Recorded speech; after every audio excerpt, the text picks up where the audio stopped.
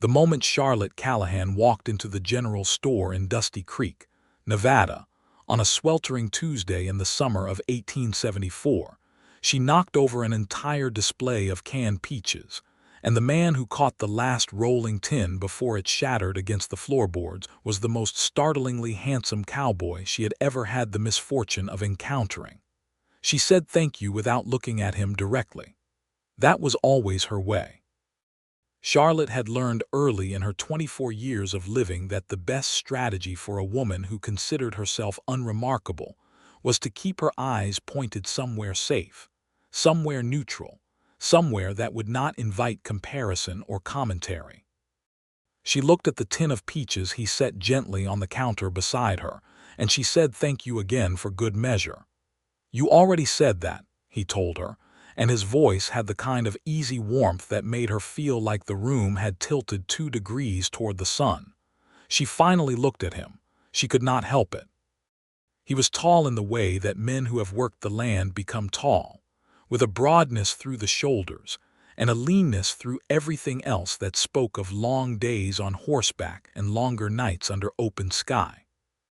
His hat was the color of the desert at dusk, pushed back just slightly so she could see a pair of eyes so startlingly clear and gray they put her in mind of still winter water. He had a jaw that could have been carved from the red rock cliffs outside of town, and when he smiled at her, just slightly at the corner of his mouth, she felt something shift inside her chest that she immediately categorized as inconvenience. "My apologies," she said, gathering herself, "for the peaches." "No harm done," he said, still with that faint smile. "They're all accounted for." She turned back to her list. She had come to Dusty Creek 3 weeks ago with her Aunt Vera, who had taken ill on the road from Missouri, and had decided, with the cheerful stubbornness of a woman who had survived 3 husbands and a cattle plague, that she would simply recover in whatever town God had placed in front of her. That town had been Dusty Creek, and so Charlotte had stayed, nursing her aunt, taking in mending work to pay for their room at the boarding house run by a stout woman named Mrs. Greer, and learning the geography of a place she had never intended to see. She was reading through her list of thread colors when the cowboy appeared at her elbow again, not intrusively, just present the way a good dog is present, comfortable and unhurried. "You're the one staying at Mrs. Greer's," he said. It was not a question. "I am," Charlotte said. "Your aunt's doing better. I heard she was at the church social last Sunday." Charlotte glanced sideways at him. "You pay attention to the movements of ladies you don't know." "I pay attention to most things," he said simply. Charles Bristol. He removed his hat with one hand and held out the other. She shook it because refusing would have been strange. "Charlotte Callahan." "Charlotte," he repeated, as if testing how it sounded. Apparently it passed his inspection. "Well, Miss Callahan, if you're looking for the thread by color, me keeps the blues and greens on the left and everything else on the right. The labels are small and the light in here is poor." He said it without condescension, just practically, the way someone shares useful information, and Charlotte found herself disarmed by it. "Thank you," she said, and moved to the left side of the shelf. She found her thread. She paid me Dunbar, who ran the store with her husband Owen, and who had the gift of being observant without being overbearing. When Charlotte stepped back out into the white-hot Nevada afternoon, Charles Bristol was sitting on the bench outside, turning his hat slowly in his hands. He stood when she came out, which struck her as an entirely unnecessary gesture of courtesy. "Do you make a habit of waiting outside general stores?" she asked. "Only when I've finished my business inside," he said. "I'm heading back toward Greer's Road. Thought if you were walking that direction, the walk's easier with company." Charlotte looked at the long stretch of dust-beaten road and then back at him. "That's a very elaborate way of offering to walk with me." "I tend to be thorough," he said, and that corner of the mouth smile again. She walked with him. She told herself it was practical. The sun was ferocious and the road was long, and there was no sensible reason to refuse a walk with a perfectly civil stranger.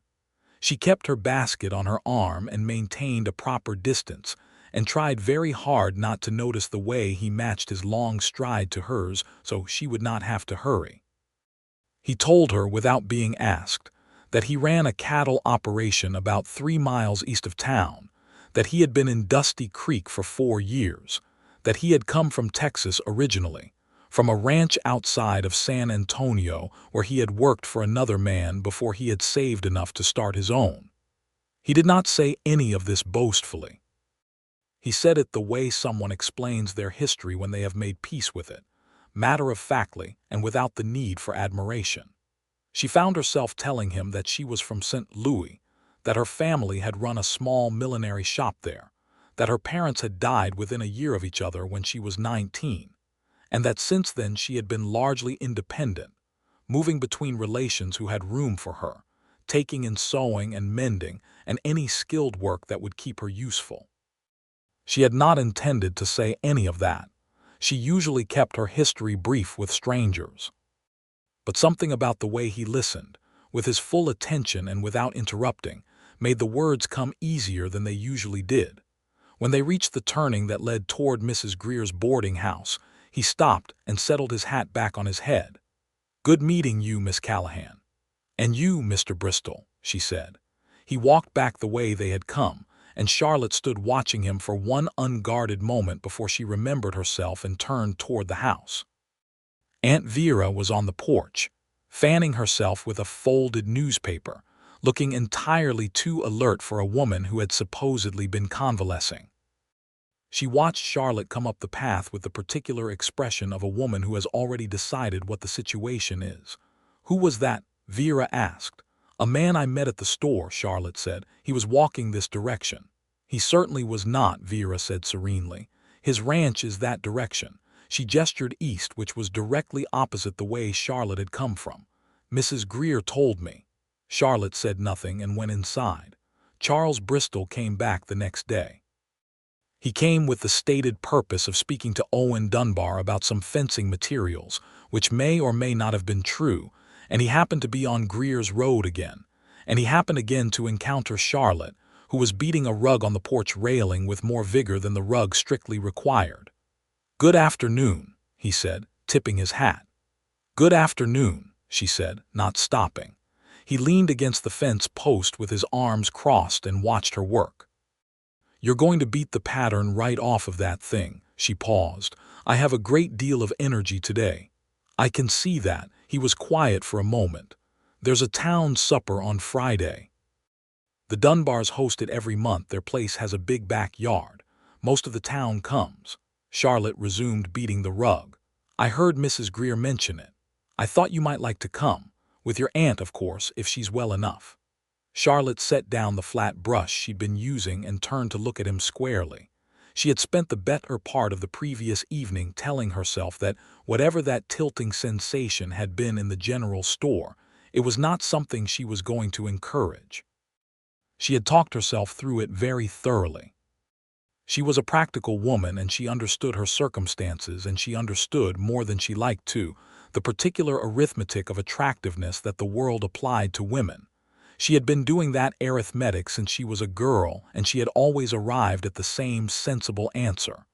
"Mr. Bristol," she said carefully, "you seem like a very decent man. I'll try to take that as a compliment.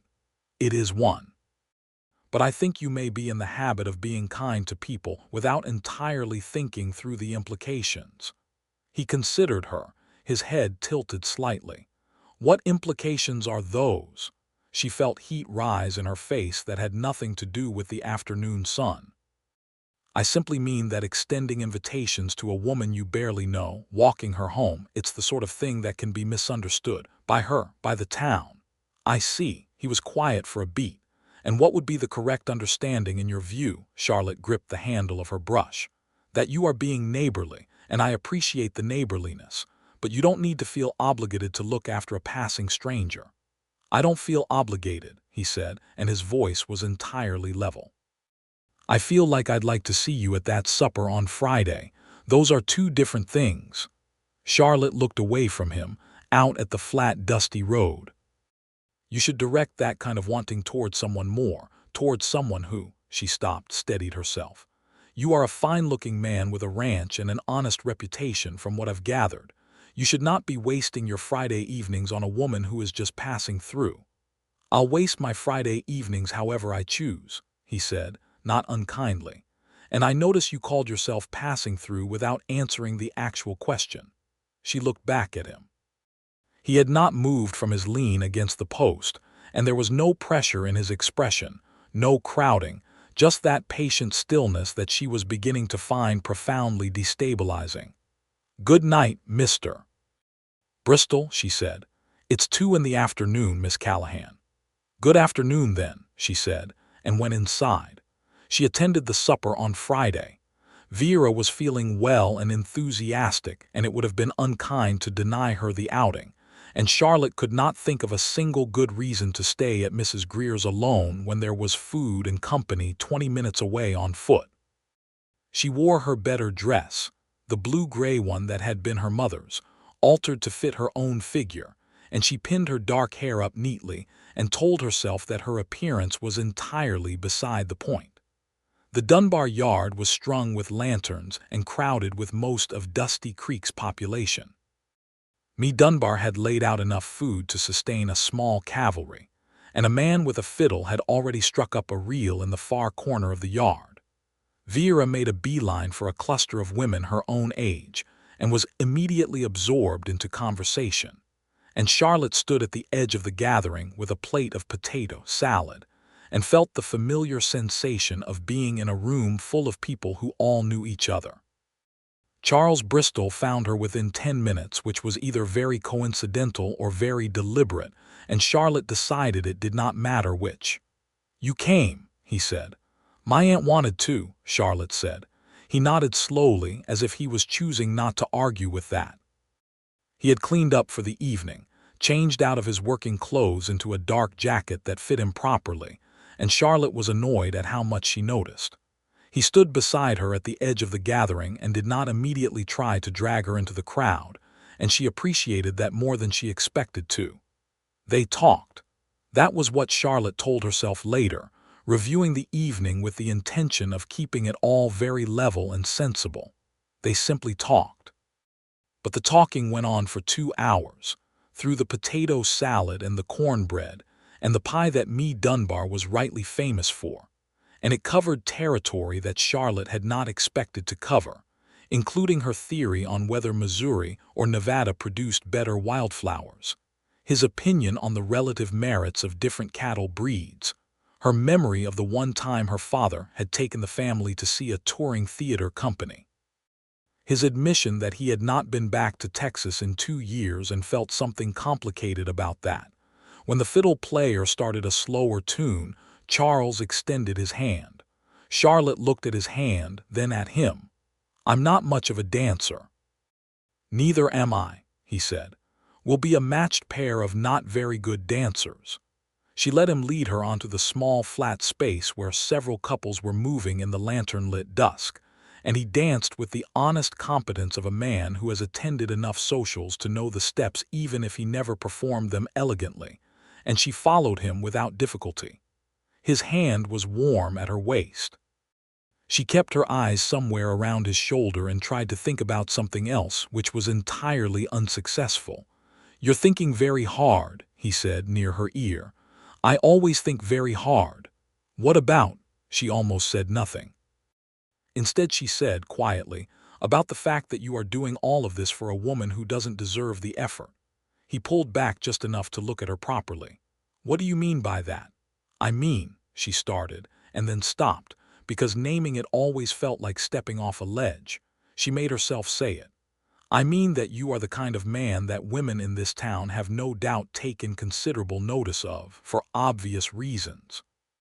"And I am not," she paused. "I am not the kind of woman who normally receives that kind of attention, for equally obvious reasons. And I do not want to be someone's charity project or someone's passing interest before they find a woman who is actually suited to them." He was very still. "What obvious reasons?" he asked. She blinked. "I beg your pardon. You said for obvious reasons. I want you to explain what those reasons are, because I'm not sure we're seeing the same thing." Charlotte felt her face warm. "Mr. Bristol, please don't make me explain something that is plainly apparent." "Charlotte." It was the first time he had used her given name directly, and it startled her into meeting his eyes. Tell me what you mean, she swallowed. I am not a pretty woman, she said plainly. I am ordinary. I am aware of that, I have always been aware of that, and I do not say it looking for reassurance. I say it because it is simply the truth and it matters for understanding why your attention in my direction is likely misplaced. Charles Bristol looked at her for a long moment, and the lanterns around them made his gray eyes look like they held light of their own. Then he said slowly, "A man like what?" Charlotte stared at him. "I said a man like you. A man who is, well, look at you. You know how you look." "That's not what I'm asking," he said. He was not smiling, not doing anything dismissive. He was just looking at her with that full, unhurried attention.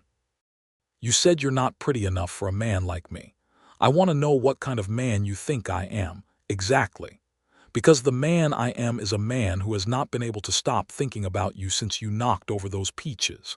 The man I am has had better conversations with you in 3 days than he's had with most people in 3 years. That's the man you're talking about." Charlotte did not say anything. "And I will further tell you," he continued, still quiet, still steady, "that when you came through that gate tonight in that blue-gray dress with your hair pinned up, what I thought was not that you were ordinary. So I think we have a fundamental disagreement about facts." Charlotte became very interested in the middle button of his jacket. "You are being kind." "I am not known for being kind to the point of dishonesty," he said. "Ask anyone here." She looked up at him. The music had moved on to something else and they had stopped dancing without quite noticing, and around them couples still moved in the warm evening air. "You are a very confusing man, Mr. Bristol."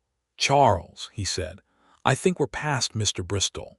She did not confirm or deny this. She went back to Vera and they walked home in the early night, and Vera said nothing, which was, Charlotte had learned, the sign that Vera was being strategic. Charles Bristol came calling properly the following week.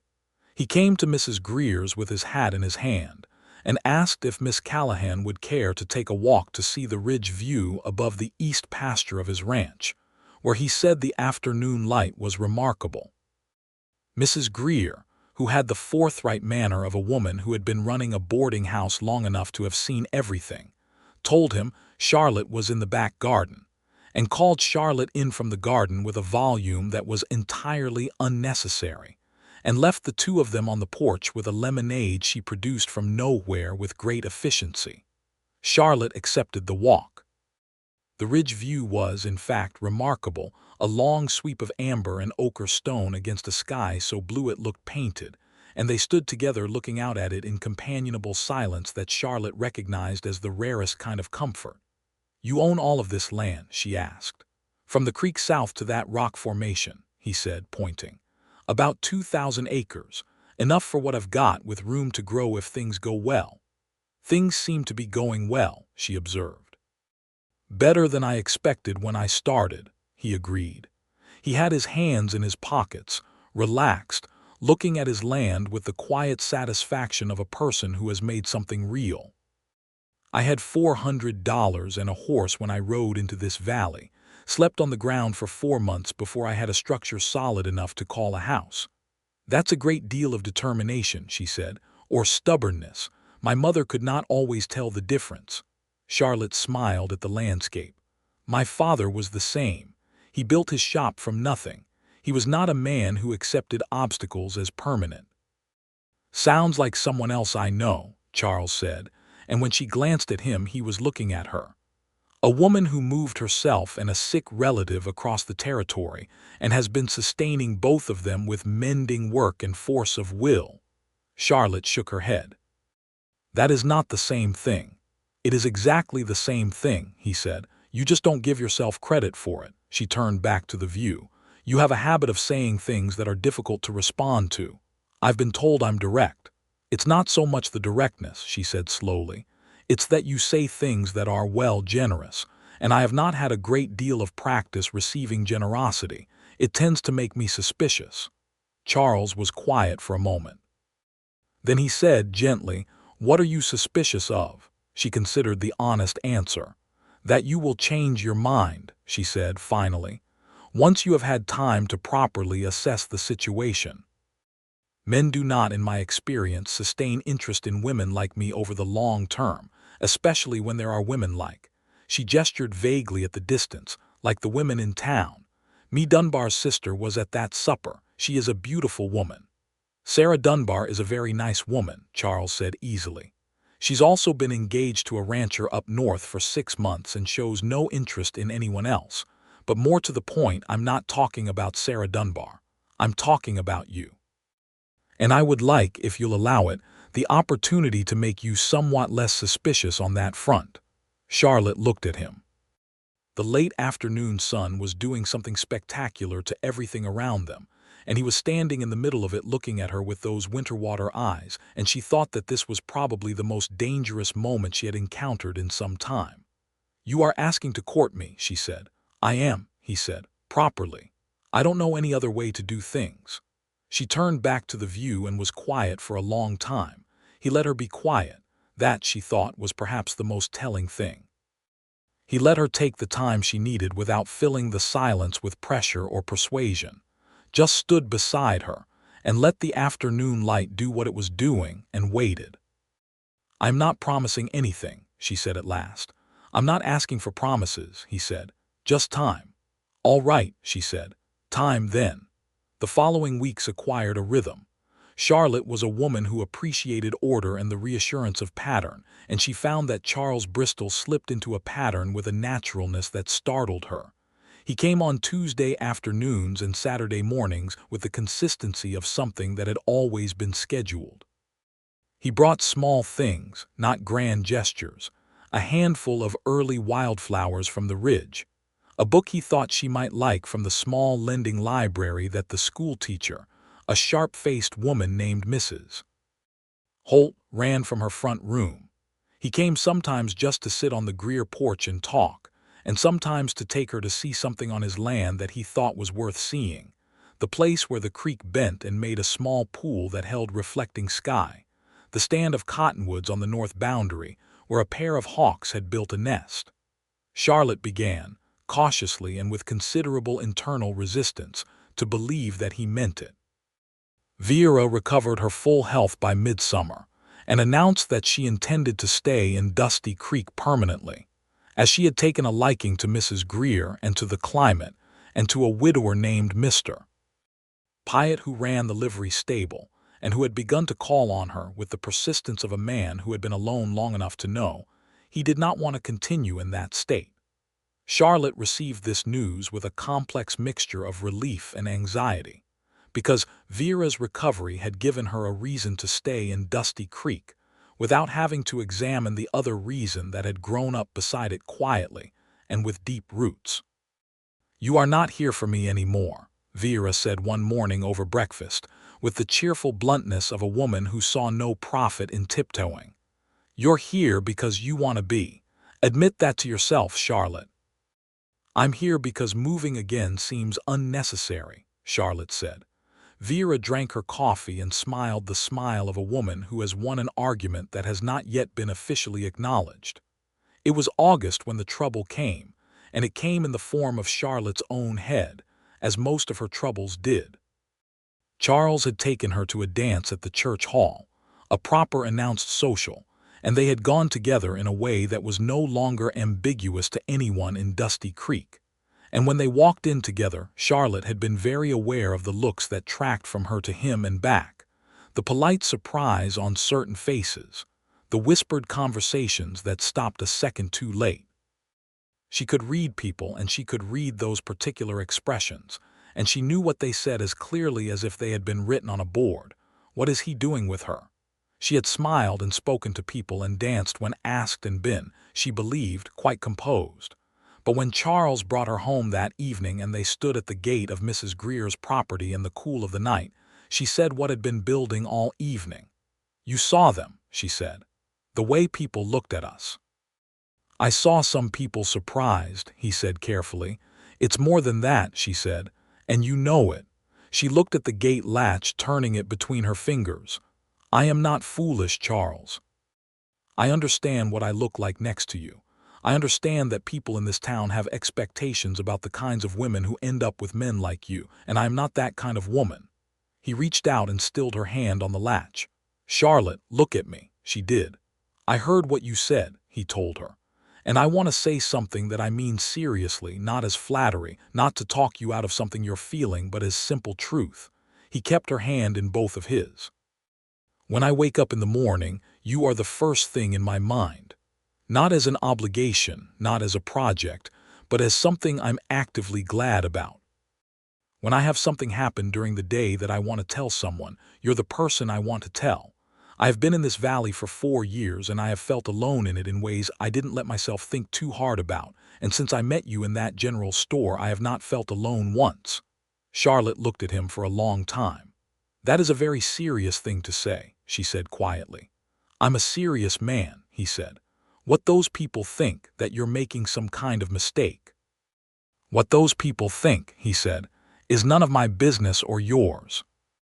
And I think if you were honest with yourself, you'd see that you're not concerned about what they think as much as you're concerned about whether they might be right. And I'm telling you they're not. I want to be with you, Charlotte Callahan. Not anyone else, not some idea of who ought to be standing here. You." She breathed out slowly. The night air was warm and smelled of dry grass and distance. Somewhere across town a dog was barking at nothing. "I don't know how to stop being afraid of it," she said honestly. "Then be afraid and do it anyway," he said. "I'll be right here." She looked at his hands holding hers, those big, work-roughened hands, and she thought of everything he had said, and everything she had observed about him in the weeks since that first impossible afternoon in the general store. She thought about the way he had waited for her answer on that ridge without pressure, the way he had never once made her feel small even when she was busy making herself small, the way he listened to her, the way he smiled at the corner of his mouth, the way his land looked in the late afternoon light when he spoke about it with quiet pride. "All right," she said for the second time, and it meant something different this time, something larger, and they both knew it. He lifted her hand and pressed his lips to her knuckles, formal and gentle, and she felt that warmth move all the way up through her chest. September came in on the tail of the first cool nights, and the land around Dusty Creek took on the dry gold tones of approaching autumn. Charlotte had, in the quiet way of practical people who accept realities, begun to imagine staying. Not temporarily, not in the way of a woman waiting for the next reason to move on, but properly, in the way of a person who has decided that a place belongs to them. She started taking on more steady work, not just mending but some millinery work that Me Dunbar had helped arrange, making hats for women in town who had heard about Charlotte's skill with that particular craft, a skill that had come from her mother and her mother's shop in St. Louis. The work was satisfying in a way she had not felt in years. She had a small table in her room at Greer's set up with her tools and materials, and the hat orders came in steadily enough that she had begun to think, with careful and measured optimism, about the possibility of a proper workroom someday. Charles noticed. He noticed everything. On a Saturday morning in the second week of September, he arrived at Greer's and asked if she would come to see the house. Not the land, not the ridge, not the creek bend. The house. Charlotte understood the significance of this and went with her heart knocking against her ribs in a way she refused to acknowledge to herself. The house was a proper structure, 2 stories of solid timber with a wide front porch, and a kitchen that was built for actual cooking rather than bachelor subsistence, and a parlor that had good light from 2 south-facing windows, and upstairs 3 rooms, one of which Charles had clearly been using as storage for equipment, and which he described, with somewhat elaborate casualness, as a room that would make a good workroom for someone who needed space for materials and good light. Charlotte stood in that room for a long moment in the good south light and thought about what she was standing in the middle of. "You built an extra room," she said. "I built the house with 3 rooms upstairs because it seemed like a practical number," he said. She turned to look at him. "That is not what you mean." He met her eyes. "No," he agreed, "it's not."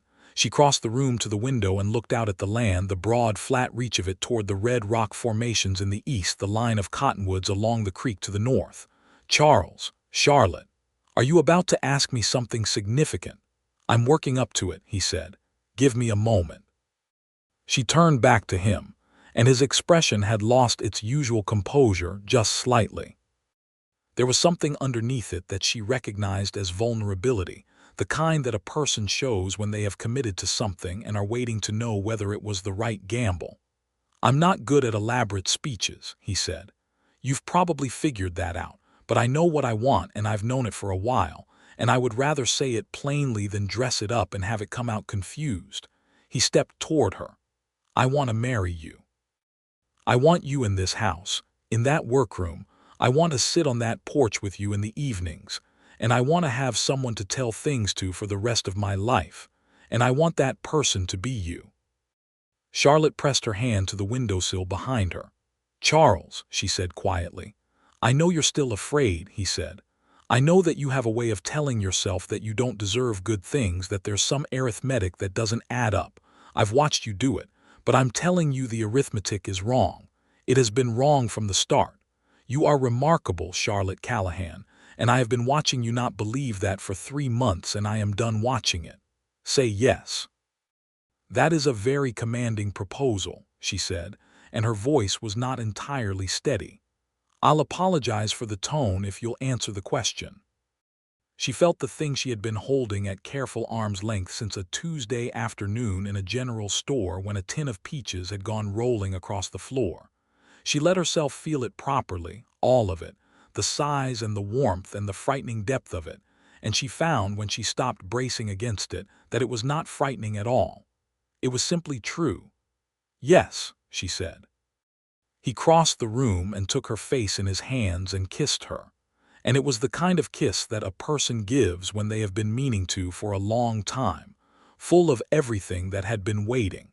And Charlotte reached up and held onto the lapels of his jacket and thought that her calculations had been wrong in every direction. Vera, when told, produced a bottle of something from her trunk that she claimed had been for medicinal purposes and which tasted remarkably like fine whiskey, and she toasted the engagement with the comprehensive satisfaction of a woman whose scheming has paid off spectacularly. Mrs. Greer cried. Me Dunbar, when Charlotte went to tell her, came around the store counter and hugged her. Even Me's husband Owen, who had the stoic affect of a man who had given up on words sometime around 1860, clapped Charlotte on the shoulder with an approving grunt. The town's initial surprise had evolved, as small-town sentiment does when it cannot find anything to object to specifically, into a kind of fond acceptance. It helped that Charles Bristol was well-liked and well-regarded, a man who paid his debts promptly and dealt fairly, and had the respect that comes from 4 years of honest work. It helped that Charlotte, who had initially been invisible in the way that unremarkable passing strangers are invisible, had made herself known through her work and her steady manner. The hats she made had been noticed. The quality of her mending had been noticed. People had begun to see her as someone who had chosen to be there, which, in the particular culture of frontier towns where most things were chosen rather than inherited, mattered considerably. They were married on a Saturday in October, in the yard of the church under a sky that was the particular deep blue of autumn mornings in Nevada, with the cottonwoods along the distant creek showing yellow, and the air carrying the first real hint of the cold to come. Charlotte wore a dress that she had made herself from fabric she had ordered from a supply merchant in Carson City, an ivory cotton with a simple cut that suited her, and she had done her dark hair differently, looser than she usually wore it, because Vera had insisted, and for once, Charlotte had not argued. She carried a small bunch of the late-season wildflowers that Charles had somehow managed to find along the creek bank on a morning when flowers had no business still being in bloom, and he had come to the door with them that morning, with the same matter-of-fact expression he brought to everything, as if procuring impossible things was simply a standard part of his practice. Charles stood at the front of the yard in his best clothes looking at her as she walked toward him with an expression that made the minister lose his place in his notes, because it was the kind of expression that tends to distract people in the vicinity. It was not complicated or performed. It was simply a man looking at a woman he loved with no attempt to hide the fact. And it was, Charlotte thought as she reached him and took his hands, the most honest thing she had ever seen. The minister spoke. They answered when required. They were married, and the town that had gathered in the churchyard cheered with the uncomplicated enthusiasm of people who are glad to have something genuinely good to celebrate.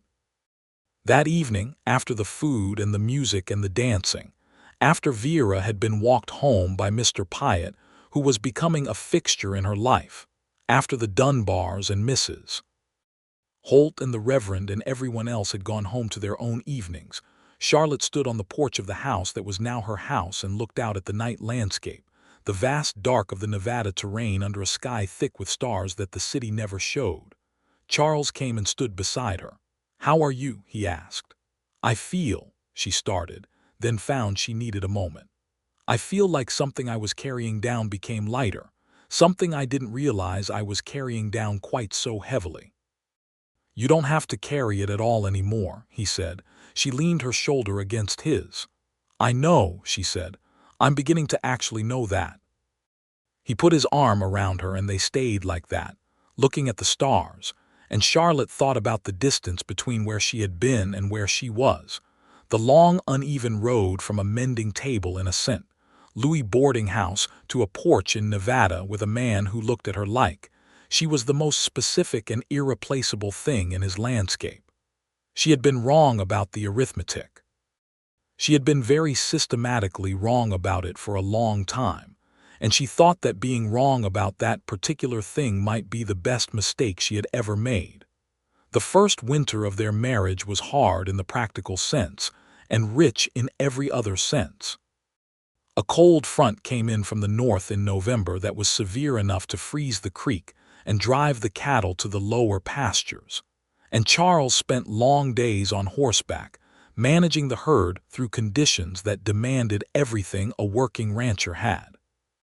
Charlotte managed the house with the same capable efficiency she brought to everything, keeping the stove fed and the provisions organized and the books of the ranch in order, because she had a clear and organized head for numbers, and Charles, who was gifted in every area of actual ranching, was candidly relieved to hand the ledgers to someone he trusted. In the evenings they would sit by the fire, Charles reading or cleaning equipment, Charlotte working at her hats or her mending, and they would talk, or not talk, with the comfortable ease of two people who have discovered that their silences fit together as well as their conversation. She learned his moods. She learned the way his jaw set when something was worrying him, and the way his eyes went quiet and focused when he was working through a problem in his head. And she learned to ask directly rather than waiting, because he was a man who responded better to directness than to circling. He learned that she needed time in the mornings before the day started in earnest, that she processed difficulty privately before she was ready to discuss it, that her humor was dry and quiet, and came in unexpected flashes that were all the funnier for their rarity. They fit. That was the simplest and most accurate way Charlotte could put it to herself. They fit in the specific and unpredictable way that two individual people, with their particular histories and habits and edges, can find that they have been shaped, without knowing it, for exactly the space the other occupies. In February, Charlotte realized that something had changed. It was a gradual understanding, the kind that arrives in increments rather than all at once, and when she was certain enough to say it, she told Charles one evening while he was reading by the fire. He put the book down and looked at her. "A baby," he said, as if confirming the word was real. "In the summer, I think," she said. She watched his face, which was doing something complicated, and then something entirely uncomplicated, breaking into an expression of pure, unguarded joy that she had not seen before, but which immediately ranked among the things she wanted to see again. He was across the room and had her in his arms before she had finished registering that he had moved, and she laughed, which was not something she did easily or often, a full and undefended laugh, and he set her name against her hair and held on. Spring came slowly and then all at once, as springs in Nevada do, and the land around the ranch turned improbably green for a few weeks before settling into its accustomed gold. Vera married Mr. Pyatt in April, a quiet ceremony that suited both of them, and she moved into the Pyatt house in town with the brisk efficiency of a woman who had been waiting long enough. She came out to the ranch on Sundays, and Mr. Pyatt, who turned out to be a gentle and quietly funny man once you got past the stoic exterior, came with her, and the four of them would eat Sunday dinner together and talk about the week with the comfortable ease of people who have chosen to be family. Charlotte's workroom was in full use. The hat orders had increased through the winter and into spring, and Me Dunbar had suggested that Charlotte might consider keeping a small display of her work at the general store for sale, which had led to a modest but genuine business that gave Charlotte both income and, more importantly, the deep satisfaction of work she was skilled at and proud of. Charles watched this with the same quiet attention he brought to everything he valued, and when she came home from delivering a batch of finished hats to the store with color in her cheeks and the particular brightness she had when things were going well, he looked at her with that expression that she had stopped trying to argue with. She had, finally and fully and without reservation, stopped trying to argue with it. June brought the baby. It was a long night and a harder morning, and the doctor who rode out from Dusty Creek, a practical man named Dr. Emmett who had been delivering babies in Nevada for 15 years, managed things with competent calm. Charles sat outside the room for most of it in the kind of controlled stillness that costs a person a great deal to maintain, and Charlotte, who had been afraid in the theoretical sense but proved remarkably steady in the actual event, got through it with determination and the low particular fierceness that the situation demanded. The baby was a boy. He came into the world at first light on a June morning when the sky outside the window was the color of apricots and the birds along the creek were just beginning their noise, and he was red and outraged and already, Charles said, very clearly opinionated about the whole situation. They named him Thomas, after Charles's father, with the middle name James for Charlotte's own father. Thomas James Bristol arrived in the world loud and certain of himself, and with a shock of dark hair that was entirely his mother's, and Charles held him with the wide-eyed concentration of a man who has encountered something so important that being careful has become the only relevant priority. "Hello," Charles said to his son, very quietly, and Thomas looked in the general direction of his father's voice with the unfocused intensity of the newborn. Charlotte watched this from the bed, exhausted and aching and more specifically happy than she had known it was possible to be, and thought about arithmetic again. She had spent so many years working the numbers on what she deserved and what was possible, arriving always at the same small and insufficient answers. She thought about who she had been the summer before, standing in a general store with a list of thread colors and a strategy of keeping her eyes on safe neutral things, and she thought about all the things that had happened since. Charles Bristol waiting outside with no particular pretense, the walk, the ridge, the dance, the house, the workroom with the good south light, the wedding in the October yard, the firelit evenings, the night in February when his face had broken open with joy. Thomas made a sound of considerable authority, and Charles looked up at Charlotte with an expression that was somewhere between wonder and pure delight. "He has opinions," Charles said. "He gets that from you," Charlotte said. "He gets it from his mother," Charles said firmly. "That is your face he's making." She laughed again, that same full and undefended laugh, and Charles looked at her with everything he felt for her entirely visible, and she felt it all return, every bit of it, back across the room to him. The months that followed were the ones Charlotte would look back on years later as the clearest illustration that a life can exceed what you thought you were allowed to want.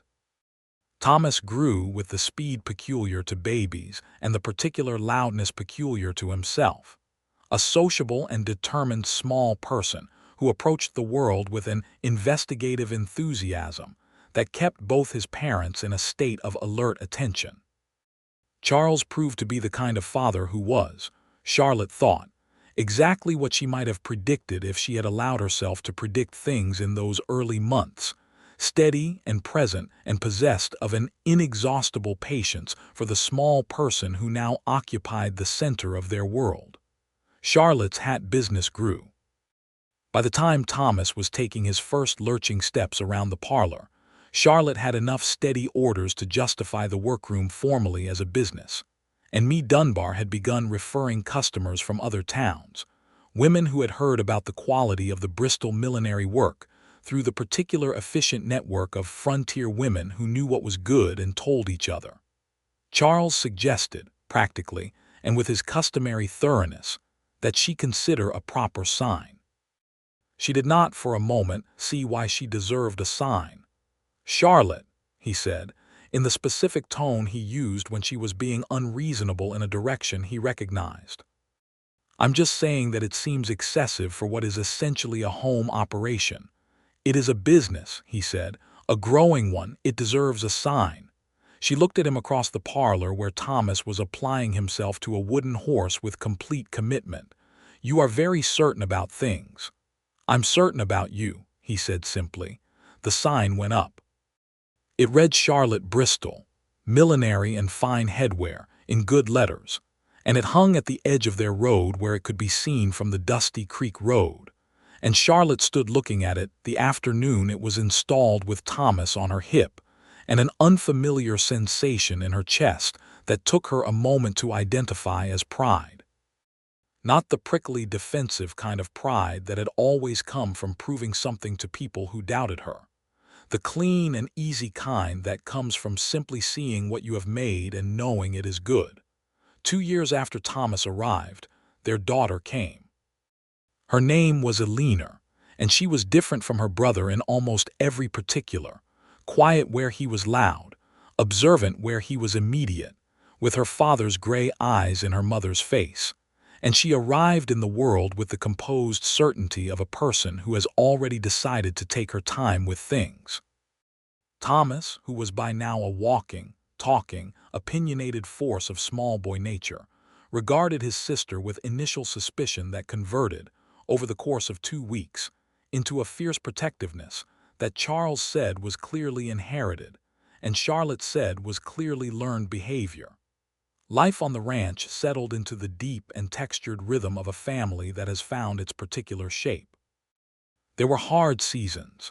A bad drought the year Eleanor turned 2 that tested the cattle operation and required Charles to make difficult decisions about the herd, selling animals he would have preferred to keep in order to preserve what was sustainable. There were arguments, because Charlotte had opinions and Charles had opinions, and 2 people with opinions do not always agree, and they were both direct enough to say so, which meant their disagreements were brief and specific, and resolved by the thoroughness with which they both believed in honesty. There were mornings when Thomas would not cooperate with anything and afternoons when Eleanor would cry inconsolably for reasons that remained opaque, and nights when Charles came in so bone-tired from the land that conversation was beyond him, and Charlotte would simply bring him his supper and sit across the table, and that was enough. There were also evenings on the porch watching the summer lightning over the eastern ridges, and Sunday dinners with Vera and Mr. Pyatt that grew louder and more cheerful as the children grew, and the particular peace of lying awake on a still night listening to the deep quiet of a sleeping house, and knowing that every person in it was safe and loved, and exactly where they were meant to be. Charlotte had been in Dusty Creek for nearly 6 years when Me Dunbar asked her, over the counter of the general store one afternoon with Thomas pulling at her hand and Eleanor on her hip, whether she had ever thought about opening a proper shop in town. Me said it practically, the way me said most things, as a simple matter of business logic. There was a vacancy in a building on the main street, a small but suitable space. Charlotte's business had grown to the point where operating from a workroom was an unnecessary limitation. The town had the population to support it. Charlotte carried the question home and set it on the kitchen table and looked at it for several days. "What's stopping you?" Charles asked one evening. She thought about it. "Nothing practical," she admitted. "Then what?" She looked at her hands on the table. It's a large thing to have." Charles looked at her with the expression she knew very well by now, the patient and uncompromising one. "Charlotte." "I know," she said before he could continue. "You built this," he said. "From nothing, from a few hat orders at me Dunbar's counter. You built a business, a real one. You've earned every inch of it." She met his eyes across the table. She had had 4 years of him saying true things to her, 4 years of having her reflexive self-diminishment met with something that was not flattery but simply the alternative, accurate view. 4 years was long enough, she thought, to learn a new arithmetic. "I'll look at the space," she said. She looked at the space. It was a good small building with proper windows and a back room suitable for workroom purposes, on a stretch of Dusty Creek's main street with enough foot traffic to make it viable. Charlotte stood in the middle of the empty floor and thought about her mother's shop in St. Louis, the particular smell of it, the bolts of fabric, the wooden hat forms lined up along the shelf, the quiet industry of women making things beautiful. She signed the papers the following week. The shop opened in the spring of 1880, and Charlotte stood in the doorway on opening morning in a good dress with her dark hair properly arranged, feeling the size and the reality of the thing she had built, watching her neighbor women come through the door with that curious and approving expression that told her the Whisper Network had been doing its work. And she thought that she would like very much to go back and find the Charlotte Callahan of that summer afternoon in 1874. The one with the list of thread colors and the careful eyes and the very systematic conviction that she was not enough for good things. She would like to take that woman by the hands and say, "Pay attention. Watch what happens next." Thomas turned 5 that summer. He had become a person of staggering curiosity and firm opinions, deeply interested in anything that moved and in considerable negotiation with the requirements of sitting still.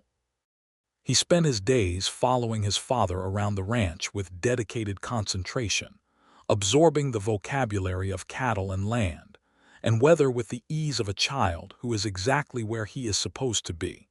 And he told anyone who would listen that he was going to have the biggest ranch in Nevada when he grew up, a declaration that Charles received with carefully maintained gravity. Eleanor was 3 and already reading, or something so close to it that the distinction was academic. She had appropriated a small corner of the hat shop as her territory, and could often be found there with a picture book and an expression of complete self-sufficiency that Charlotte found both familiar and entirely endearing. Charlotte's shop had, by late 1880, become an established feature of Dusty Creek's commercial life, and she had taken on an apprentice, a 14-year-old girl named Ruth, whose family had come from Kansas, and who had a natural gift for the work and an eagerness to learn that Charlotte recognized with something like affection. She taught Ruth with the patient thoroughness she brought to everything she considered worth doing, and watched the girl develop her skill with the satisfaction of someone passing on something that matters. Charles had a particularly good year with the cattle in 1880, and the ranch was solid in a way that had moved past the anxious early stages into something more settled and sure. He had hired 2 hands, brothers named Felix and Arturo Garcia, who were capable and reliable, and who had been working Nevada cattle ranges since they were young men. And the operation ran with a steadiness that allowed Charles occasional days where he was not required by the land in the same urgent way, days when he might come into town and find Charlotte in the shop and take her to dinner at the small restaurant that had opened the previous year. And they would sit across from each other and talk the way they had talked from the very beginning, about everything and nothing, with that complete and easy attention. She loved him. She had loved him for so long now that she could not quite locate the specific moment when it had settled from frightening possibility into permanent and structural fact, the way you cannot identify the exact day winter becomes spring. It was simply there, everywhere, in every part of the life they had built together, in the house and the land and the children and the work and the evenings and the mornings and every ordinary unremarkable day between. One evening in the autumn of 1881, they were sitting on the porch after supper. Thomas had been put to bed and Eleanor had fallen asleep on the settle inside, still clutching a picture book, and the Nevada sky was doing its usual spectacular work with the last of the daylight, painting the western ridges in shades of red and amber that were difficult to believe were not invented. Charlotte said, without entirely planning to, "Do you remember what you said to me that first time at the Dunbar supper?" Charles thought for a moment. "I said many things at that supper." "You'll have to be more specific." "You asked me, when I said I wasn't pretty enough for a man like you, you asked what kind of man I thought you were," she said. She looked at him.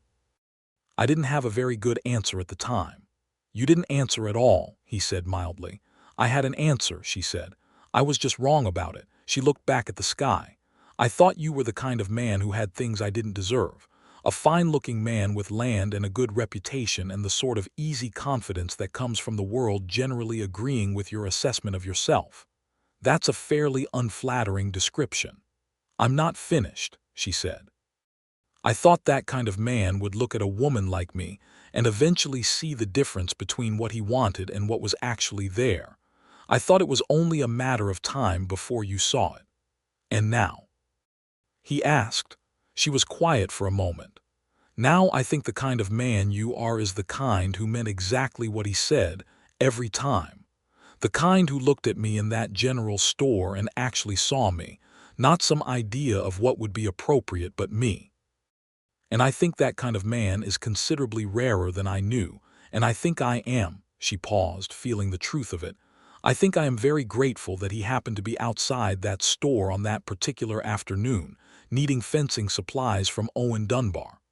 Charles was quiet beside her for a moment. Then he reached over and took her hand.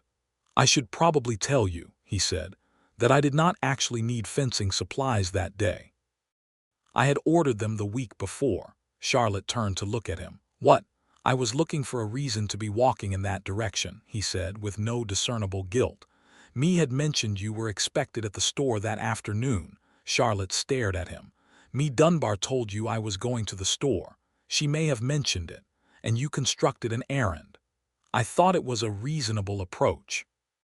She looked at him for a long moment and then she started to laugh, really laugh, the full undefended laugh that he had always loved especially. "Charles Bristol, you have never once mentioned this in 7 years. It seemed like information that could wait," he said.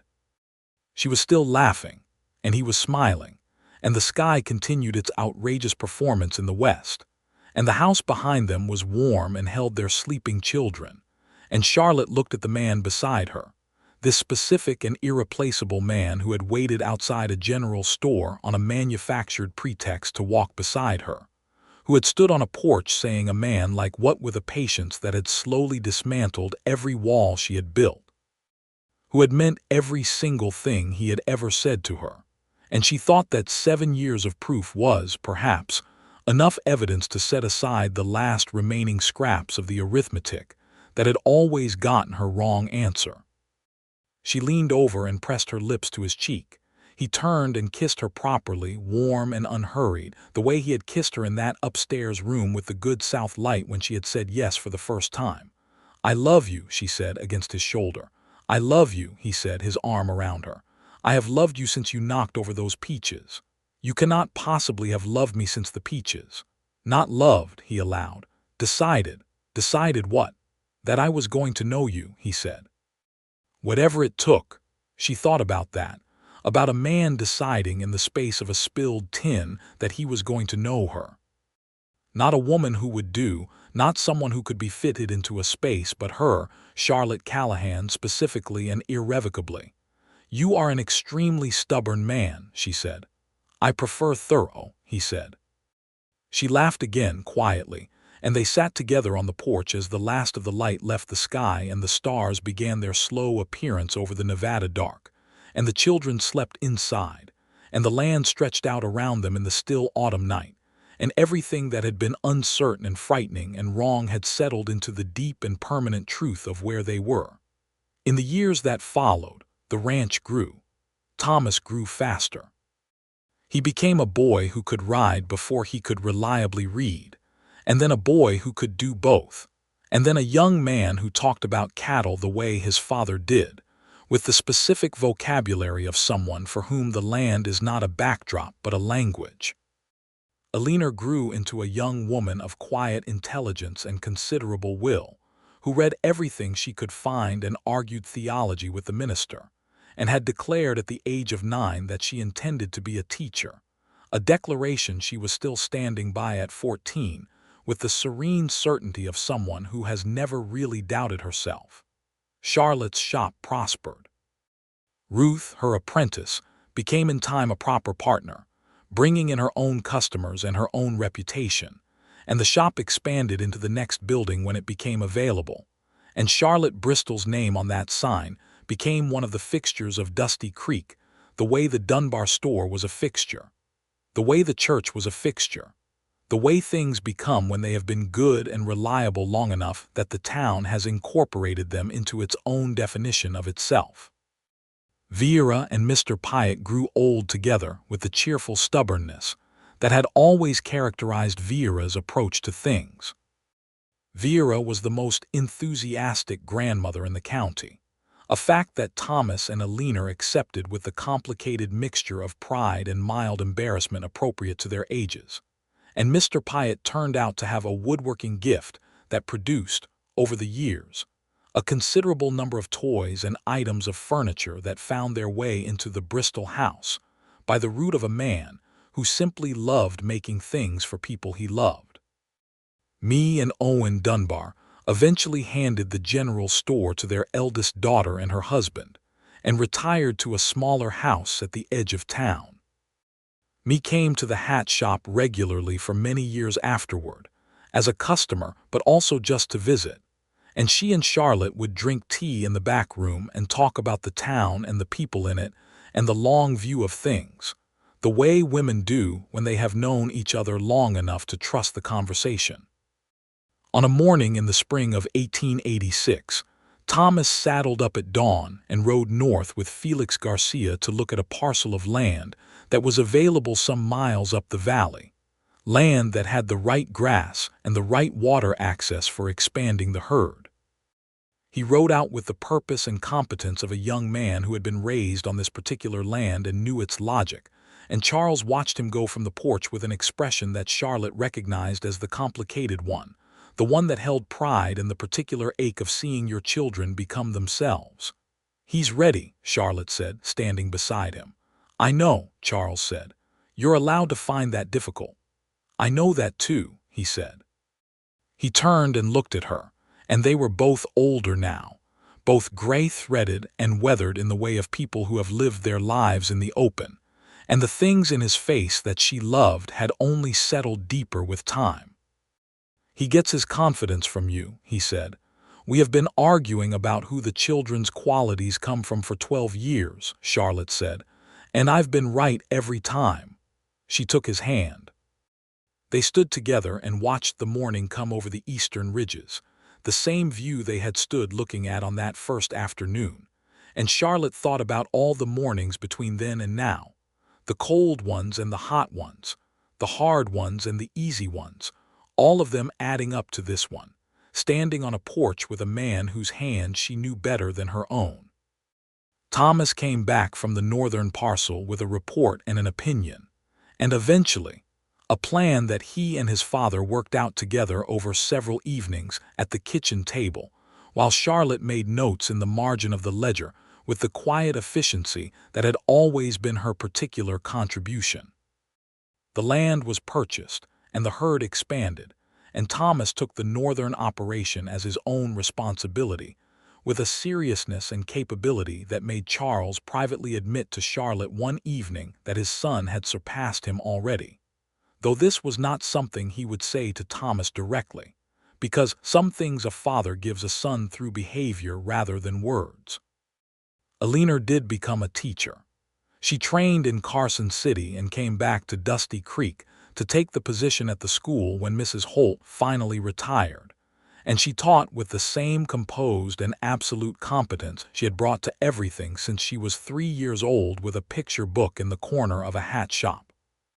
She married, at 22, a schoolteacher from a neighboring county named Daniel Marsh, a quiet and bookish man who made Eleanor laugh in a way that made Charlotte's heart ease, because laughter of that particular kind is a reliable indicator of the right person. Charlotte stood at Eleanor's wedding and thought of her own, the October yard, the cottonwoods showing yellow, the impossible wildflowers.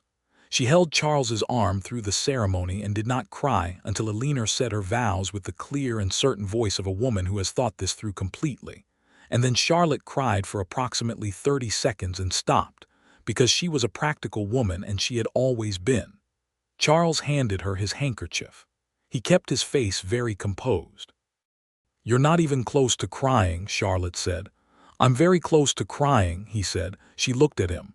His jaw was set and his eyes were suspiciously bright. She took his hand.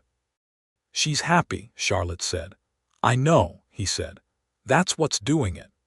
The town of Dusty Creek changed over the years in the way that all frontier towns change, growing in some ways and losing things in others, new buildings going up and old ones coming down, new families arriving and old ones passing on. The railroad reached closer by the late 1880s and changed the economics of cattle ranching in ways that Charles had anticipated and planned for. And the Bristol ranch adapted because Charles Bristol had always been a man who thought ahead, and because Charlotte kept the books with a clarity that meant nothing took them entirely by surprise. They were not wealthy in an extravagant sense, but they were solid in a way that mattered more, the solidity of people who have built something real and know how to keep it. Owen Dunbar passed in 1889, quietly in his sleep, and me bore it with the dignity of a woman who has loved someone long enough to know that the love does not end with the person. Charlotte sat with me through the worst of the first weeks with the particular steady presence that she had always had, the kind that does not demand conversation or fill silences unnecessarily, just exists alongside grief and lets it be what it is. Vera outlived Mr. Pyatt by 3 years, and when he went she bore it the same way she had borne everything in her long and eventful life, with an indomitable practicality that Charlotte recognized as love expressed differently.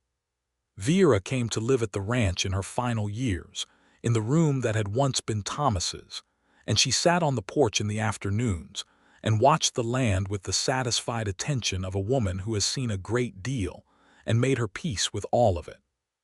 She told Charlotte on one of those afternoons that coming to Nevada had been the best accident of her life. "The peaches," Charlotte said. Vera looked at her. "What?" "Nothing," Charlotte said. "A private reference." Vera passed in the autumn of 1891, in the room at the ranch, with Charlotte's hand in hers, and Charlotte grieved her properly and fully, and then carried her forward the way you carry people who have been essential to the shape of your life. Thomas married a woman named Rosa Espinoza in 1892, the daughter of a ranching family from the south of the valley, a woman of extraordinary competence and a humor that matched Thomas's own with the precision of a key in a lock. Charlotte liked her from the first meeting with a directness that she had learned to trust, because she had learned over the years that her first impressions had improved considerably from the days when she misjudged herself so comprehensively. Thomas and Rosa took the northern part of the operation entirely, living on the parcel that had been purchased years before, and the two households were close enough in distance and in habit to function as one extended family while maintaining the separate territory that made it workable.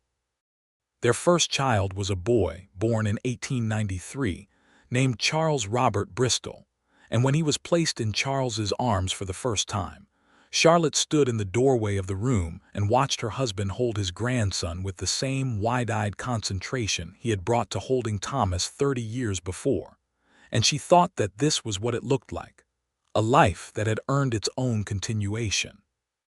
They named the baby Charlie, to distinguish him from his grandfather, and Charlie proved to be, within his first 3 years of existence, a person of immense personality and specific opinions, which Thomas attributed to Charlotte's influence and Rosa attributed to the Bristol bloodline, and Charlotte said was probably inevitable. On an evening in the spring of 1894, Charles and Charlotte sat on the porch in the last of the light, as they had sat so many times on so many evenings since that first night after the wedding when they had stood under the Nevada stars, and she had felt the thing she had been carrying become lighter. They were both well past 50 now. The land around them had the particular beauty of a place that has been well kept and well loved, the fences sound, the creek running clear, the cottonwoods along the north boundary tall enough now to form a proper stand. Charlotte had silver in her dark hair and laugh lines at the corners of her eyes, and the hands of a woman who had worked with them for 30 years. Charles was gray and weathered and still, to her eye, the most specific person she had ever encountered, still possessed of that patient and unhurried attention that had first unsettled and then permanently undone her best defenses. "Do you know what I was thinking about today?" she said. "Tell me." "The peaches," she said. He made a sound that was almost a laugh. "The peaches. I knocked them over," she said, "because I was trying not to look at you. You walked in and I made myself look at my list, and I was walking backward from looking at you and I caught the shelf." He was quiet for a moment. "I know," he said. She looked at him. "You know, I saw the sequence of events," he said. "I thought it was possibly the best thing that had ever happened to me up to that point. You did not." "I did," he said with complete composure, "because it meant you'd noticed me, and I'd noticed you, and I thought, well, there's something." Charlotte shook her head slowly. "A man like what?" she said, half to herself. "What? That's what you said. I told you I wasn't pretty enough for a man like you, and you said a man like what?" She smiled at the middle distance. "I didn't know what to do with that. No one had ever said that to me before. No one had ever seen you the way I saw you," he said simply. She reached over and took his hand, and he held it, and they sat together in the evening quiet, and the land around them was still and golden in the last of the afternoon light. And somewhere on the northern range, their son was working, and in the town their daughter was teaching, and their grandchild was growing into himself with all the specificity and irreplaceability that people bring to the world when the people who love them have made a good place for them to land. Charlotte Callahan Bristol, who had once stood in a general store with a list of thread colors and a careful strategy of looking at safe things, sat on her porch with her husband's hand in hers and looked out at everything she had been wrong to doubt, and felt the clean and enduring truth of a life that had, against all her initial calculations, turned out to be exactly enough. More than enough. Precisely, specifically, stubbornly, gloriously more than enough. The evening came on slowly and turned the sky above the Nevada ridges the color of old copper, and the stars began to appear one by one as they always had over this particular stretch of land, and the two of them stayed where they were in the good and permanent warmth of what they had built together, and the night settled over Dusty Creek like a hand laid gently over something that was already whole.